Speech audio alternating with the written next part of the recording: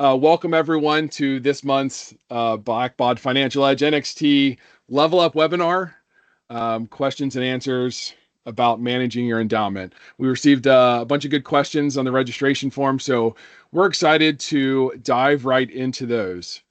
Just a little bit of housekeeping before we get started. I mentioned a second ago, the chat is open for you all to interact with anything that we're saying, any questions we have for you all, but also interact with each other as well. Jeff and I don't know everything, so this is an opportunity for you all to share ideas as much as it is to hopefully pick up a few ideas as well. So please use the chat and or the Q&A if you're unable to chat.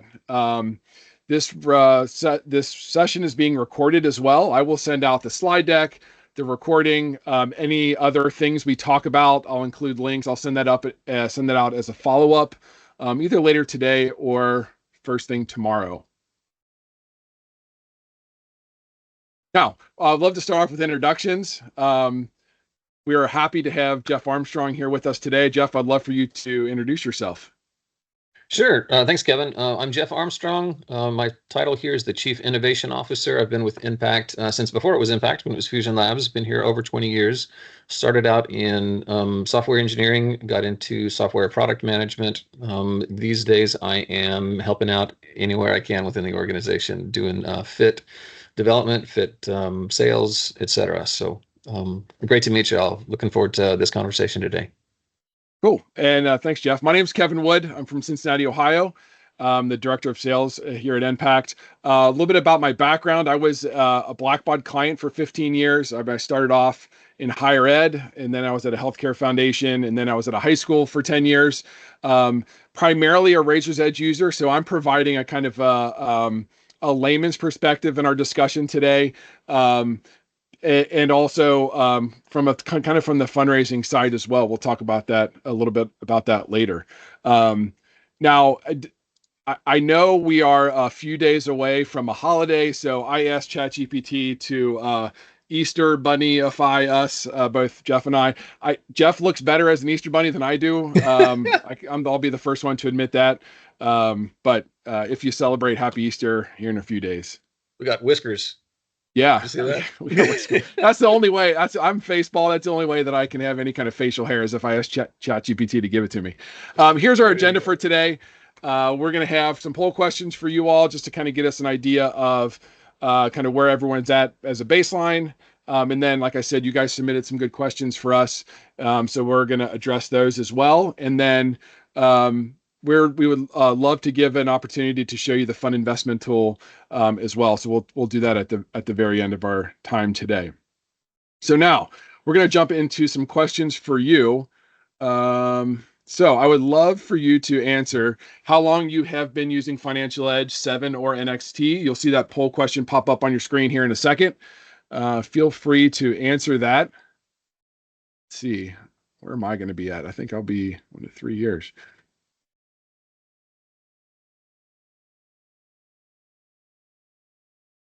I always love putting the 10 plus years up there because if we've been using the product for a long time, I think there's still a lot of value in trying to learn some new things.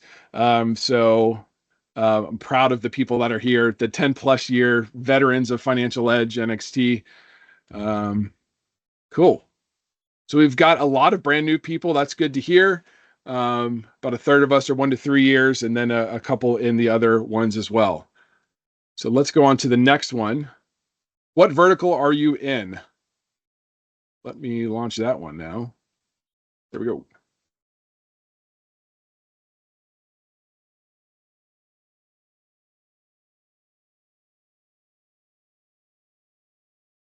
You'll hear Jeff and I talk about granting out money from endowed funds. But I also want to, when we say granting out money, we're also talking about spending scholarship dollars as well.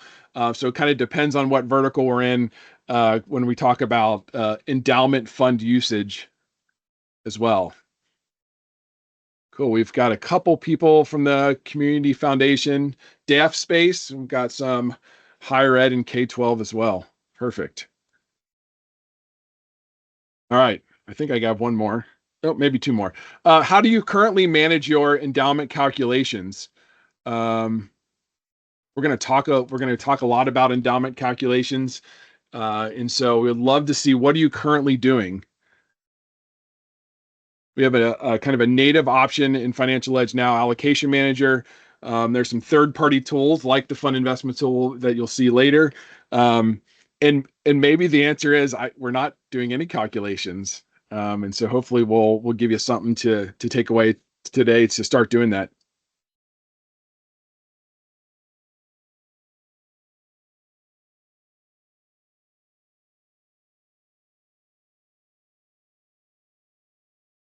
Cool. Got a few of us using Allocation Manager, a few of us using a third-party tool, and then we have some people still using Microsoft Excel.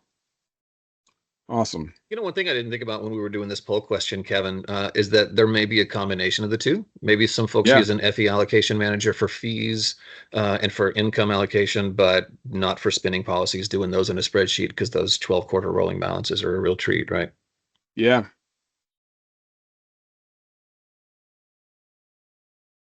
How long do these calculations take? I'm going to leave that poll running just a little bit so that we can go on to our next slide. So here at Impact, we're a Blackbaud channel partner. What that means is we've dotted the I's and crossed the T's with Blackbaud to be able to deliver services on their behalf. We have a team of experts, of consulting experts that know Razor's Edge and Financial Edge really, really well. But one thing is we don't have any insider information that you all don't have as Blackbaud customers. So I always like to include this slide whenever we're talking about Blackbaud products. That in order to see, especially on the Financial Edge side, is we've kind of had this kind of a move from old school database view into web view. They have a solid sunset date now for everyone to start using WebView. That the best place to go to learn about what's new in the product is the What's New section. When you log into Financial Edge NXT on your home screen, I have a screenshot here. You'll see the What's New announcements. That's updated, I think, once a week. It seems like. Or maybe even more frequently than that. Blackbaud also does product update briefings. I have the link, hyperlinked here. I'll include it in the slide deck that I'll send out. But the next Financial Edge NXT update briefing is May 8th at 1 o'clock. So you'll be able to register for that using this link here. Cool. So we're going to start off just kind of trying to raise everyone's baseline, and we're going to define some terms that we'll be using today. Again, my background is in fundraising, Razor's Edge, so I may get a little bit of the terminology off, but I at least want to talk about these definitions and kind of understand why we're meeting today. So first off, an endowment. That's hopefully pretty straightforward. That's a pool of donated funds that will supply permanent support for your organization. This is a really dumbed down way of thinking about, but the way I think about how we track and how we raise money at our organizations is we have unrestricted dollars. Those go to our bank account that pays the bills, our checking account. It pays the electric, it pays the water. Those are our unrestricted dollars. We have temp restricted dollars as well. Those go into our savings account. So we're raising money for a specific purpose, that we need to raise so much money before we're able to buy this thing or hire this member or whatever the case is. And then we have our endowment, and those are dollars raised that go into our retirement account. That money is not touched, but the interest or the performance of those investments are a kind of way, like long-term sustainability for our organization. And then there's the kind of we'll talk about here on that next bullet is when donations come in with or without restriction. I know GAP has recently changed the way they talk about this, is with restriction or without restriction. Kind of older way of thinking about it is unrestricted, temp restricted, and perm restricted. Cool. Jeff, what do you got? All right, thanks, Kevin. Just some more terms here to work through. You may hear us say AUM, that's assets under management, right? The total of all your endowments, all the money that you're managing. Income allocation, this is a term that we use in our FIT product, and different foundations are sometimes using different verbiage for that. So that's essentially just, when your custodians come back and say monthly, here's how you got in realized gains and losses and interest and dividends and unrealized gains, et cetera. We refer to that as income allocation. It's that revenue distribution per fund that's invested in a pool on a pro rata basis, right? Next one here is fund level rebalancing versus pool level rebalancing. If you have a particular endowment that's invested in multiple pools, you may have, pool A is 60%, pool B is 60%. And if you need to rebalance and get those things back for that particular fund into those percentages, that would be fund level rebalancing. We often see this with rebalancing, including like a money market account or a checking account where incoming gifts are deposited, or where outgoing grant distributions or other distributions come from. And so setting a 0% target in our rebalancing module for those is a way to clear those out and move money to and from asset accounts as needed. So that's sort of fund level asset rebalancing. Pool level rebalancing in FIT is when we aggregate it at the overall asset account level. So, you may have rebalancing for 50 funds, but the aggregate overall says that pool A is going to gain 200,000, pool B is going to lose 150,000, et cetera. And you use that pool level rebalancing to actually go back to your custodians and make buy-sell orders to physically move investments. Next, we'll define the term unitization. If this comes up, we certainly won't be talking about it today, but unitization is a method of pooling multiple endowment funds into a single investment pool, sort of tracking shares or units within a pool, representing a proportional interest there. That's often used for an average daily balance. How many shares did each fund own in the pool on a daily basis, so that we can do an average daily balance or a daily allocation of investment returns. We talk about a couple different types of endowments. There are more than just these, but these are the three that we see most often. A permanent endowment, a quasi-endowed or a term endowed. If a fund is essentially part of the fund agreement is to not ever touch that corpus. I'm going to donate $1 million. It's going to stay there in perpetuity, and you're only going to grant out, 5% of a 12-quarter rolling average, whatever that is. That is essentially money that can't be touched, that corpus. Quasi-endowed, we see this sometimes where a foundation may set up an endowment spending policy for a DAF that's not necessarily enforced. So, here's a suggested amount for the year. We see that sometimes. We also see board-designated quasi-endowed funds as well. And then there's a completely different concept here, a term endowed, where for a specific amount of time, we're going to hold on to money until, once 2 years have passed, we're going to start doing allocations, to that fund for spendable, et cetera. So lots of different types of endowments that we see amongst all of our customers across, community foundations and higher ed, et cetera. And I'm sure, like I said, that's not a comprehensive list, but these are some of the more common ones that we see. And then finally, spending policy. There were a couple of questions that were submitted as you guys registered. So thank you for all of you who did submit questions. It's very helpful for us to prep for this call. But we use the term spending policy just to talk about the guideline to determine how much of the endowment's earnings can be used each year, right? And it's not necessarily just the earnings. It's a percentage of the asset value of the fund. Usually it's a fixed percentage, 4.5%, 5%. Of a fund's value, but rather than just looking at an ending balance, that's usually something that's looked at across maybe 12 or 16 quarters and averaged out, is what we typically see for those. Not every fund will have a spending policy. We often see DAFs that don't have spending policies at all. That's pretty common. Endowed funds typically do. Agency funds often have spending policies as well. And one of the things that we see a lot in our FIT tool and with our customers is that special handling is often needed for a new fund. Maybe you can't do a spending policy allocation for a fund until it has, 4 quarters, 1 year of history at the foundation before they can start granting out money from an endowment. And then oftentimes there are also rules for overspending a fund's corpus. You can't go above and beyond, a certain amount, taking a look at what they've been, what that corpus amount is in the endowment and determining, is the fund underwater? And then how do we handle that? Sometimes foundations say, if a fund is underwater, don't give them any spending policy. Sometimes they'll say, well, just make up the difference. If they're only 20% underwater, just give them, whatever percentage that that comes up with.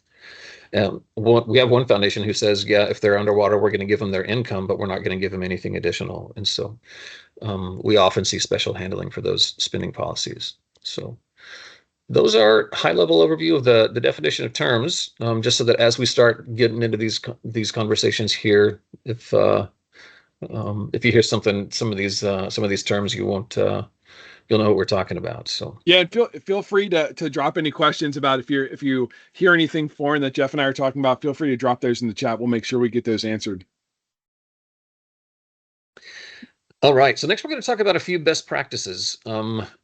A lot of these I've come across as I am looking at setting up our FIT tool, the fund investment tool for a customer who's using Financial Edge NXT. And we'll get in and see it's a lot easier to set up FIT for a customer if they have some of these things in place than if they don't. So these are some of the best practices that we recommend in Financial Edge for endowment management. One of them is one Financial Edge project for every fund, right? We've seen some foundations that'll set up, the Jeff Armstrong Fund. Let's set up two different projects, one for the corpus and another one for the investment returns or whatever. That's hard to manage going forward. We recommend one project per fund as a general rule, if at all possible. We also recommend one GL account, an asset account for every pool. We've seen some cases where what's the Kevin Wood fund balance in the moderate pool? Well, we have to go look at 4 different GL accounts to sum that up and see what his balance total is. It's a lot easier if it's in one pool. If it's in one asset account. So that's our next best practice recommendation there. Another one is taking advantage of the journal codes in Financial Edge. Out of the box, Financial Edge has journal codes that you use on every transaction in your general ledger. Out of the box, the only one that Blackbaud provides you is just a generic one called journal entry, which is fine. But we strongly recommend creating new journal codes for the different purposes of your transactions. As you're doing these monthly or quarterly or annual, fund accounting processes for income allocation and for fees and for spending policies and rebalancing, et cetera, it's really helpful to have separate journal codes in Financial Edge for these so that you can do financial reporting on them. You can easily identify the transactions when you're looking at one. What is this? Oh, it's a spending policy transaction, et cetera. And long term, if you're thinking about unitization, that's going to be very important on income allocation, right? So if I'm looking at interest and dividends that came back for the investment pool or realized or unrealized gains and losses that come in, knowing what journal code is used for those transactions will help us determine which transactions are increasing the value of the units compared to which transactions are increasing the number of the units. Like for rebalancing and for additional investments, et cetera. So use those journal codes in FE. We strongly recommend it. Another one that's very specific to Financial Edge here is requiring a project on every transaction in Financial Edge. We've seen a lot of foundations who have set up their Financial Edge in such a way that you can create a general ledger transaction and not associate it with a fund whatsoever. When that's done, it's really hard to take a look at the transactions in a pool and figure out which ones are for which funds. If you need to do something not for a specific endowment or for a specific NDAF, most foundations have set up just a single project for their foundation, a control fund of some sort. And so we'd recommend creating a control fund, enforcing this rule in Financial Edge that says you have to have a project on every transaction. And if a transaction is not specific to a particular DAF or to an endowment fund, if you wanted to leave it blank, just use your foundation control fund on that. Very helpful because without that, it's really hard to get balances and do some of these monthly processes. The next one's a pretty simple one. Use the same fund numbering across your CRM and your finance systems, right? Razor's Edge and Financial Edge will allow you to have different fund numbers for your, the Jeff Armstrong fund. If I've got one DAF, it could have one fund number in Razor's Edge and a very different number in Financial Edge. But it's up to each foundation to do that and keep those consistent. And we strongly recommend keeping those fund numbers across both systems consistent. Just makes life a lot easier. Yeah, and from a Razor's Edge perspective, it makes our monthly reconciliation so much easier to do. Sure. When we can run fundraising totals out of Razor's Edge and compare it against what's in Financial Edge for by fund number. And that leads right into our next bullet here is if you use Razor's Edge and if you use Financial Edge, please have your integration turned on. This is a plug also for next month's Financial Edge Level Up webinar, where we're going to talk specifically about the Razor's Edge and Financial Edge integration. But this, for a number of different reasons, it saves double entry. It also allows us to break down our silos between our accounting office, our finance office, and our advancement staff. This gives us a really good opportunity to open up conversation about how we're keeping track of our giving and our donations. And then also we have a lot more control over that information that is being recorded in RE and then passed through to FE.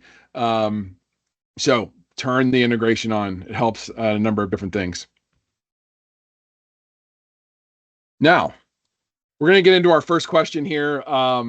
I can't remember who submitted this. It was more of a comment. I turned it into a question. But Jeff, you want to talk a little bit about what are some ways to maximize the draw for yearly operating expenses, tuition access, and programming to help offset annual fund goals that are on a decline? Yeah, you bet. We actually had a couple customers asking about this in the questions, and it's a really hot topic. This has come up a couple times in the FOG conference. If any of you are familiar with that FAOG conference, Jeff, what it's does a that pretty stand hot for? Do topic. you know? There's oh gosh, you had to ask. Financial operations and no financial administrators and operations group. So it's HR and finance stuff for mostly community foundations, but not exclusively CFs. There are also higher ed organizations there as well. But yeah, great group, great conference. This comes up a lot. One suggestion that somebody posited a couple of years ago about increasing the draw without having to go back to the board, right? I mean, you can always go to your board of directors and say, hey, it's been a rough year in the markets. Can we get 6% this year instead of 5% for our distributions? If you don't want to go to your board, you may be able to change the way that you're calculating your spending policies. And depending on what interest was doing, it was a couple years ago. Interest the year before had been awful. Just looking at the US dollar for the year, it had gone way up, and some of these folks were not able to draw as much money as they wanted to. And so changing from a 12 quarter to a 16 quarter rolling average in the spending policy helped kind of level off a little bit some of the hit from a bad year, if you will. So that's one option you've got. If you can, you might have to ask your board to do that once to change that from a 12 to a 16, or you may have the leniency to be able to do that yourself as well, the leeway to do that yourself too. So that's one option. What I'd really like to do though, Kevin, I'd like to crowdsource this one. If you guys don't mind, hop on the chat. And how are you maximizing your draws for your yearly operating expenses? This question is obviously framed in a way for a higher ed organization, but even for community foundations, when you want to maximize the amount that you're doing on your spending policies per fund, especially after a bad year financially with investment returns. How are you guys getting creative in how you draw those down? Look in chat. Got too many windows open here, Kevin. I'm going to jump over to chat and see. Oh, good. Don't see anything yet, but I'd love to hear some more ideas on this one.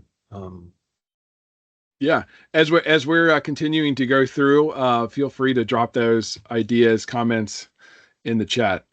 Cool. Next question: how do clients use Razor's Edge to track their gifts for establishing endowment funds and making additional contributions? We have 380 endowed funds held in our foundation. I'm curious as what the best practice would be. I'd love to take this question. We had a financial edge consultant that used to work on our team that used to say Razor's Edge has a lot of bells and whistles, but it's just a really fancy subledger. And so the idea of keeping track of donations on a detail level in Razor's Edge and rolling those over to Financial Edge on a summary level is kind of the way we think about it. So for newly created funds that are on their way to endowed status, those balances can be gotten very easily from reporting in Financial Edge. But really, all of the kind of the work leading up towards that is kept track of in Razor's Edge.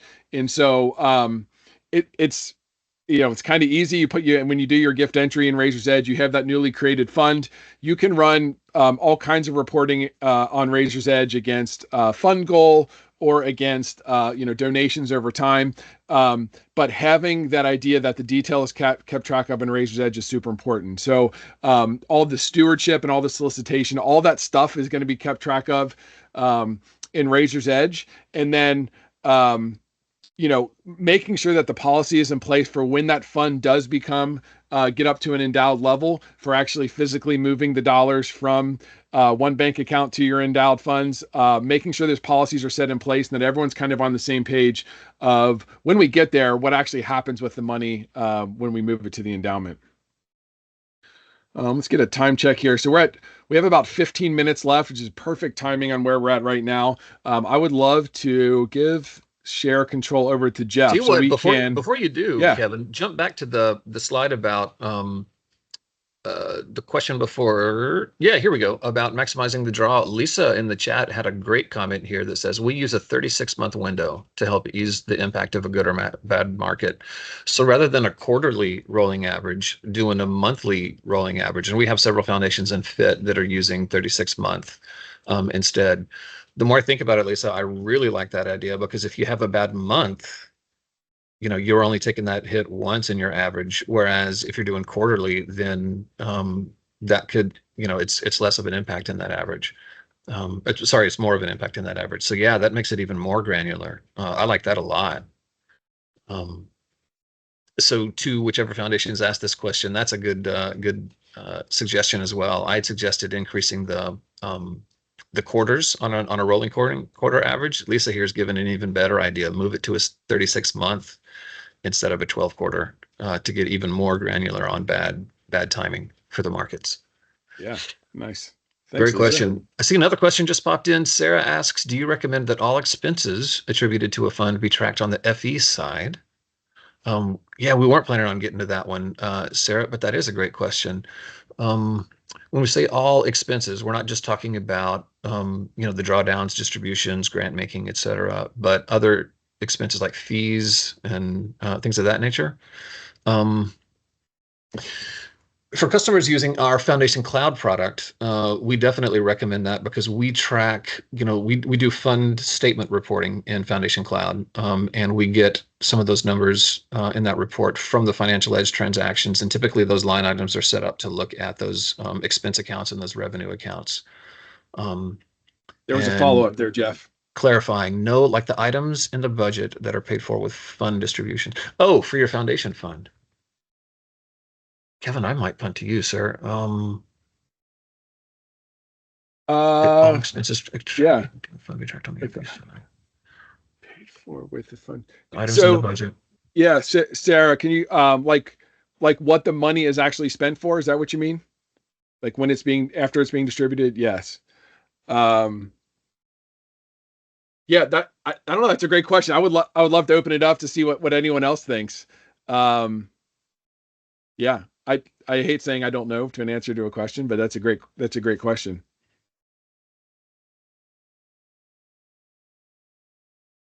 Items at the budget that are paid for with fund distributions. So yeah, for example, if your utility bills for the foundation are paid for with a distribution from a particular fund, obviously you would track the disbursement from that fund. But do we want to track on the fund level that, yeah, hey, Kevin chipped in for the power bill this year? I don't know if that's necessary, is it? Yeah, I mean, so I will answer this more generally. Whenever we kind of talk about this, is this something that we want to track? Is pushing it back and say, is someone ever going to ask us about how we spent the money that was spent down from an endowed fund? Mm-hmm. If keeping the reporting in mind, now it's impossible to tell the future and what someone's going to ask you eventually, but if you think it's a good idea that someone is going to ask you about how was that money spent from this particular fund, then absolutely keep track of it. Not a really specific answer to your question, Sarah, but that's the kind of the way I think about as we're managing our data, is keeping the reporting in mind as we're tracking. Thanks, Denise. Yeah, great answer here from Denise. If you mean tracking grant at an itemized level on your FE, you could do it, but it feels like a lot of granular work, right? Yeah, Denise, I was thinking the same thing. If this year we get $10,000 from the Kevin Wood Endowment, and we're going to spend it on these 7 things. Do we want those 7 things itemized in the expenses, or do we just want one itemized transaction, the expenses for $10,000 to go to operating or whatever? Just depends on how you want to set it up. Denise says it might be overkill. Jacqueline Wright says yes, in FE, they're tracking it at that level. I guess it depends on how many different types of expenses we could be talking about. If we're talking about 5 or less, that would make a lot of sense. And Michelle Whitaker, each disbursement is tied to an expense account. So I guess we track each distribution. Got it. That makes sense. Yeah. Cool. We appreciate that additional great. feedback. Yeah. All All right. lot to think about. Yeah. Yeah. Sorry. Carry on. Yeah. Jeff, I would love for you to show us around the fund investment tool. Sure. A little bit. I'll spend maybe 5 minutes or so here. Yeah. And feel free to type questions here into the chat.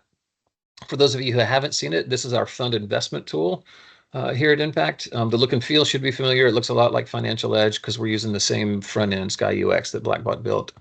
At a high level, we do these 4 calculation types. Jeff, can you share? Allocation. Can you am I not your share? Screen? I don't see it. There we go. Is it not? Okay, there we go. Yeah, there we go. All right. I'm so sorry, folks. Should be sharing now. This is our fund investment tool. Again, like I said, it looks a lot like Financial Edge because it's got the same technology on the front end. At a high level, we've got these 4 calculation types that fit handles, and they're all optional. You can turn some on, turn some off if you need to. At a high level, the income allocation and fees are functions that are often handled by Blackbot, Financial Edge, NXT in the allocation management module, which has just been moved for most customers, has just been moved to the be available in database view, but they've started rolling that out to folks on the web now. We do provide a bit more flexibility in how we do income allocation and fees for balance types. If you just need balances in an ending balance or an average daily balance, that can be handled in Financial Edge, but we can handle different balance types if you need them. And then the other 2 calculations that we do are spending policy and rebalancing, and I'll touch on those as well. So we do keep batches month over month. In Allocation Manager, you go in, you set up your allocation, you do the math, you create the journal entries. The next time you come back, it starts all over. So we do retain that history here in batches in the Fit tool. When we look at a batch, every one of these screens sort of has the same look and feel. We've got batches for all 4 calculation types. Each batch has these 3 tabs on it, one where we do the setup, and we have a calculate button to kick off the math. For this one, we're essentially saying this is for the balanced pool. This is an investment pool. For the end of last January, we're going to send over transactions to FE that are posted on this date, end of January. And then this is the balanced pool. You can configure as many pools as you need to here in Fit. The custodians reported back that these were the returns for the month. They include investment management fees for this particular example. So we've got interest and dividends and realized, unrealized G&L. The calculation process takes certainly less than a minute. If you don't have many transactions, it can take just as much as 5 seconds or so. And so for every fund, this audit sheet gives us the calculation results. For every fund, what was their market value in this pool? Not necessarily their fund net asset balance, but how much did Morales have invested in this balanced pool? This can be an average daily balance, an ending balance, et cetera. This is if I hit my end button and jump down, this is a $113 million pool. So the percent that Kathy owns of this particular pool is this percentage. Everyone gets their own percentage.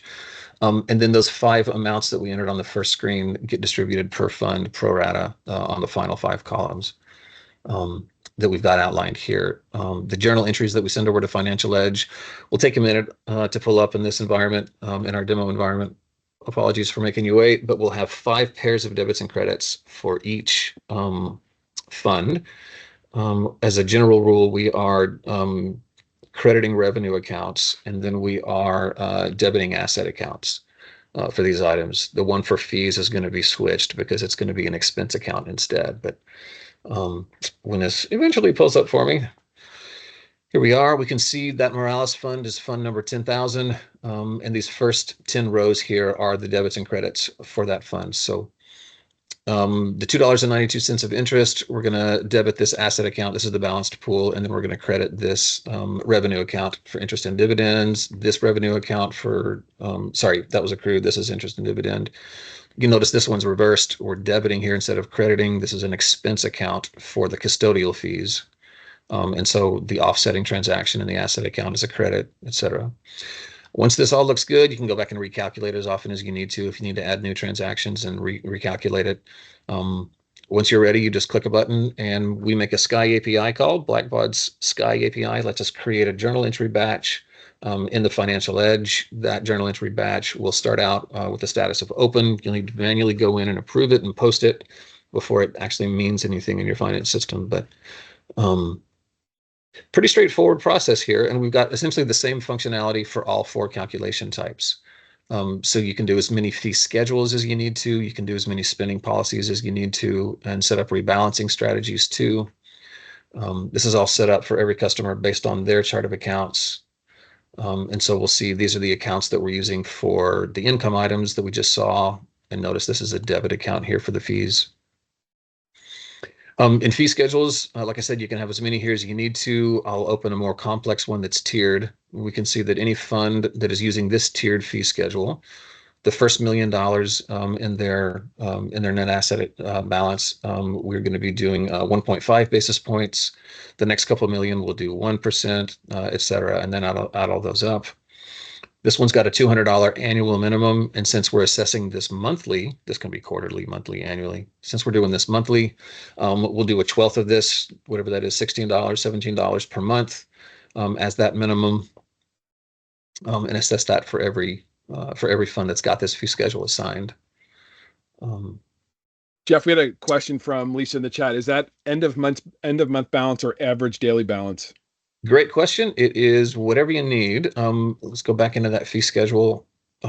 As I was looking at this, I'll edit this and see out of the box, we have a bunch of balance types that we've got here. We can add new ones as needed. We've got those quarterly rolling averages. We have some foundations who've got those 36-month averages, like someone mentioned in the chat. Average daily ending. We had someone ask for a custom one that was CPI based. You look at the inflation rate, and you do like 2% plus whatever the inflation rate was. And we'll just do that every year for them. And so, yeah, lots of different balance types that we can set up there on a fee schedule. And the same is true for spending policy configuration. If I jump into that screen, you can set up as many spending policies as you need. This one's based on a 20-quarter average ending balance. You can do annual. Most folks are doing annual. We have one foundation who does a 1/12 of it monthly, and it changes every month. But these are typically annual spending policies. You can set minimums and maximums. You can set one pair, is how this one is configured, with one pair of debits and credits. If you need to do 2 pairs of debits and credits, we can set that up as well. And that's something we see a lot of variation in with our foundation customers. How do you track that available to spend money in Financial Edge? Some fit customers are saying, don't post anything in the finance system, just give us the output in the batch and we'll export it and do our own magic with it. Some folks are saying, we want to move it from a temporarily restricted to an unrestricted segment within the account. And sometimes if Financial Edge is set up where you can't do that without going through a contra account first, you might need 2 pairs of debits and credits instead of 1. And so that's why we've got additional fields here for additional account numbers if you need more credits. And then we have some foundations who just set up a brand new account somewhere in the 7,000 or 9,000 range. That's a non-closing account just used to temporarily track, year after year, what those spending policy amounts are. And so we can set those transactions up to look like whatever you need. And those batches are a bit simpler. So for fee schedules, I'm on the control screen, wrong screen. We'll take a look at a fee batch. This fee batch has all the funds that are doing monthly fees should be in this group. And then what we see is all the funds and then a bunch of different fee schedules. You can process these all at the same time if you like. So whatever that fee schedule was is here. What's the ending balance as of this effective period? What's the basis we're going to use? This one was set up for an average daily balance, and so it's slightly different. And then we'll go in and assess whatever that tiered fee schedule is. And then since this is a monthly, we divide that result by 12 to get this much per month. If it was quarterly, obviously we'd divide by 4, et cetera. And these journal entries are a lot simpler. So, and then spending policies are the same, although we typically put more on the spending policy output just to give you a bit more data to look at as you're looking at your spending policies. One final thing to show here, Kevin, on rebalancing strategies. We can take a look at a sample rebalancing batch, but in this one, we've got 5 income pools available for fund holders to invest in. This Paula Owens fund, the first 6 rows here are her fund. And so we've set up um, rebalancing strategy for her that says that main checking money market account needs to be at 0% and 100% of her money needs to be invested in this pool and none in the rest. So we sum this all up and look at these percent targets and say, what should the balances be? And then this is where we make the adjustments as needed. So this has a negative balance here. This was probably from either an outgoing grant payment or from some other sort of distribution. And so to cover the money in that checking account, we'd be moving money from their balanced pool investment into their checking account. And those journal entries are just a lot more straightforward. They're whatever the account number is and whatever we're going to be debiting or crediting. So that's the nickel tour of our Fit product. We are going to be doing a full-blown tour. What I just blew through in 5 minutes here, we'll spend a good half hour on it at least next time. But we're planning a separate call for that. Kevin, do we want to release that date yet? There it is, May 14th. Yeah, I was just going into the rest of our next slide here. Yeah. So in the last 2 minutes, we'll kind of wrap up. One of the things that I'll add about the fund investment tool that I think is so helpful, especially compared to other products or other competitors out there, is that the direct integration with Financial Edge. It goes and grabs fund information. So as you're creating funds in FE, you're keeping track of the spending policies and all the fee schedules and everything. The Fit will go grab that information, and the next time you go in there, and you'll see that fund information there available to do the calculations, and then it syncs right back as an unposted journal entry. So oftentimes we see organizations that have a rule from our auditors that say you have to automate this, or you have to have some kind of audit trail available for the calculations that you're doing to your funds. Fit will provide that for you. And so for those people that selected, I use Excel, or I think Abacus, I think was one of the options. It really does allow you to automate all of your calculations, saves the double entry, and saves all those monthly tasks that you're currently doing now. So in our last minute, I just kind of want to talk about what's coming up for us. We will be at AFP Icon here in a couple weeks in Seattle. If you're going to be there, feel free to swing by our booth. We've got some special goodies and some swag for people that mention our Level Up webinar series. We have our Razor's Edge Level Up webinar next week, where we're talking about acknowledgments and receipts. So feel free to send this invitation to folks on your fundraising side of the house. Jeff just alluded to, we're going to do an hour-long demo for the fund investment tool on May 14th. So I will send out registration information in my follow-up. So make sure you plan to attend that. And I mentioned earlier as well, our next Financial Edge Level Up webinar is May 21st, where we're going to do a deep dive into the Razor's Edge and Financial Edge integration. And there's also the next RE1 as well. We got tons of events coming up. The QR code on the screen will take you to our events page on our website, where you can get all the registration information for all the stuff you see here. Just want to show the slide about, we talked about our software a little bit today, but we also have a team of, a team of Financial Edge and Razor's Edge consultants here to help you use your software more efficiently. I always like to say we knock down the barriers between your technology and delivering your mission. So whatever that looks like, consulting, data cleanup, best practices, policy procedure writing, database assessments, we do all that. So feel free to reach out to me if you want to learn more about any of our services. I also have another fancy poll question here that just pretend that was going to pop up on the screen. If you're ready to schedule a call, feel free to respond to my email that I send out later today or tomorrow. Cool. And there's our contact information. Feel free to reach out to us if you have any questions, comments about anything we discussed today, or if you have any topics that you'd like us to talk about on an upcoming Level Up webinar. We want to make sure we're providing content that's beneficial for you all. So please let us know if there's a specific topic you'd like us to address.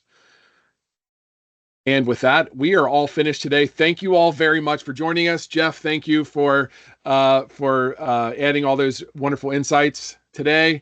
You bet. We appreciate you all for joining us. Yeah. All of you here in the chat. This has been super interactive and super helpful. I've learned something. So thank you all very much. This was awesome. Yeah. Jillian, we will get that.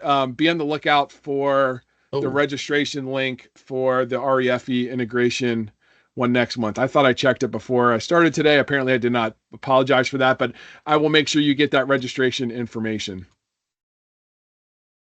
All right. We'll see y'all next month.